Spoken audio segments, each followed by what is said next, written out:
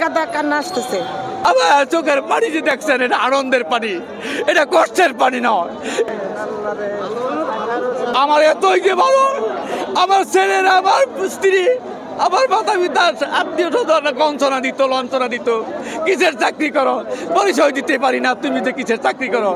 এখন থেকে আমরা বুক ফলে বাড়িতে যাব আর বলতে পারবো আমি একটা চাকরি করি। এতটুকু দেওয়ার, শিক্ষার মান উন্নয়ন করার সর্বোচ্চ চেষ্টা করে আমরা এই পর্যন্ত দিয়ে আসছি।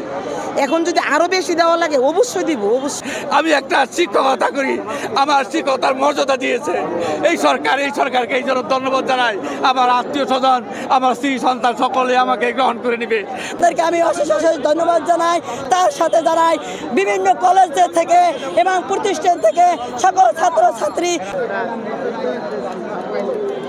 খুশিতে কান্নাটা আসতেছে। অনেক আনন্দে মানুষ কান্না করে না, অনেক আনন্দে আমাদের কান্না আসতেছে। আমরা তো অনেক দিন যাবৎ ভুগতেছি, কোনো সরকারই তো আমাদের দাবি পূরণ করে না। এই সরকার তো আমাদের দাবি পূরণ করছে, আমরা যেমন কষ্ট করছি উনি আমাদের কষ্টটা বুঝছে, আমাদের দাবি পূরণ করছে। যেমন আমার পেটে গুলি পড়ছে, কিন্তু এখন কষ্ট লাগতেছে না।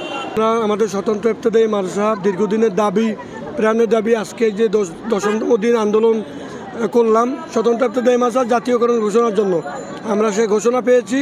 আর আশা করি আগামী যে 30শে যে জুন আছে, জুনের ভিতরে এটার বাস্তবায়ন হবে, চূড়ান্ত বাস্তবায়ন হয়ে যাবে ইনশাআল্লাহ। আলহামদুলিল্লাহ 40 বছর পর জাতীয়করণ করা হয়েছে ইফতেদায়ী মাদ্রাসা, 1200 মাদ্রাসা।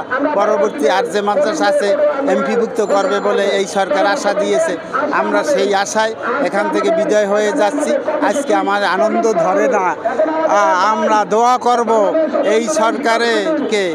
আমরা 100% সেটাকে সেই সাজেশন আমরা ফলো করব এবং আমরা শিক্ষার মানকে আরও দৃঢ়তর করব, যাতে করে ছেলেমেয়েরা সমাজের বুকে সর্বদিক দিয়ে স্বাবলম্বী হয়ে শিক্ষার মান উন্নয়ন করে ভালো জায়গায় পড়াশুনো করতে পারে। এই ধরনের সেই সমস্ত ইনস্টিটিউট আমরা ইনশাল্লাহ তৈরি করব।